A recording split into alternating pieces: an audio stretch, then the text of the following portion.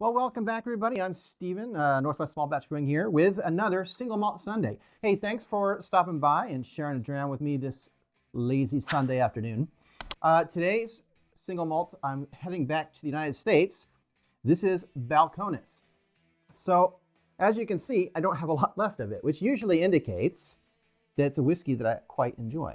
I actually have this thing where I don't always I'll get low on a bottle that I like and I stop drinking it because I don't want to, I'm going to have to replace it, and I'm like, I have to spend money to replace it, but I will replace it because I like it so much. While this is sort of breathing, we look at the color.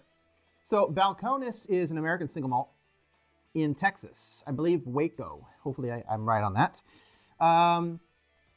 So the thing about Balcones is they are part of or I should say they're one of the co-founders. There's a number of distilleries in the United States that are co-founders of something called the American Single Malt Commission. And this commission is put together to define what American single malt is. I don't think yet it's been passed into any laws, but I know Westward Whiskey, Westland Whiskey, Balcones, there's a number of distilleries involved in this. So there's a lot of rules. Most of them are the same as Scotch whiskey, with the exception, of course, that everything needs to be made here in the United States, like material-wise, and produced here. And I don't believe there is a required amount of time that you have to age your whiskey. At least not yet. There is nothing yet. And I'll explain why I think that's good in a second. Oh, I love it. So should I tell you? Let me tell you a little bit more and I'll tell you what I'm smelling. So this is the flagship, whiskey for Balcones, 53% alcohol, and that's pretty high for a flagship.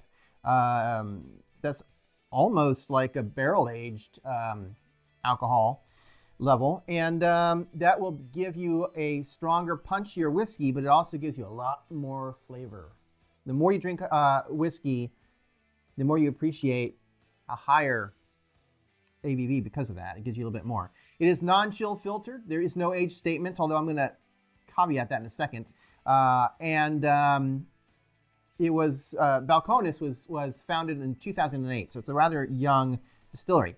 The reason I said no age statement, but it does say on their website that Balcones does age this particular whiskey for at least 2 years in virgin oak. So that means it's not used oak like a lot of Scotch whiskey is. This is brand new oak, charred, unused before that they put their whiskey in. And I'll explain why the 2 years matters. As far as the nose on this, it is changing by the minute. I'm getting pepper, baking spice, cherry, fruit, and a lot of grain, which makes sense. It's a single malt, and technically it's a young single malt at 2 years old. So it's not surprising that you're getting a lot of grain off of this, off the nose. Now,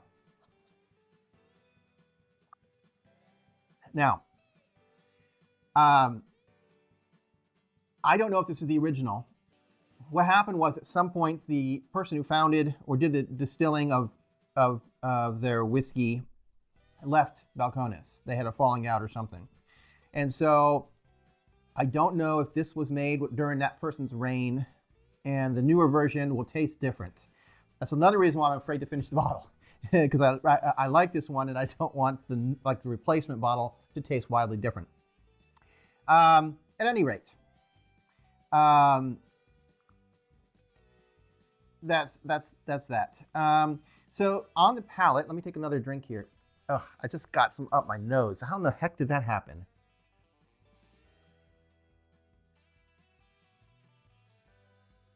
I will say it's not super smooth, if you want to use the word smooth.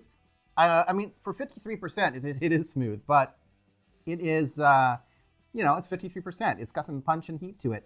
On the palate, I get maple. Now, I don't know if anybody else has ever mentioned that. And remember, taste is very dependent on your, experience. But for some reason, I get really strong maple. It's really the only whiskey I get a lot of maple flavor for some reason in it. I think they call it marmalade on the Balcones site, but I get maple, walnuts, especially on the finish. I'm getting walnuts on the finish, which makes sense. Maple and walnuts. I mean, this is like breakfast in a glass, man.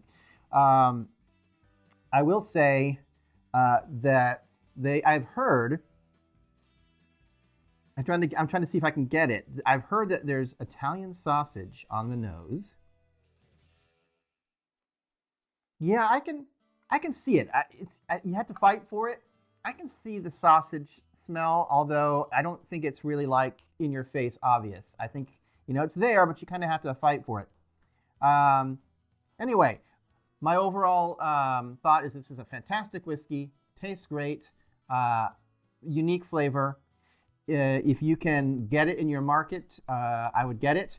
It is only aged for 2 years. I was going to mention that Texas is much hotter and colder than other parts of the U.S., and so they really can't, man, I'm getting a lot of walnut on the finish.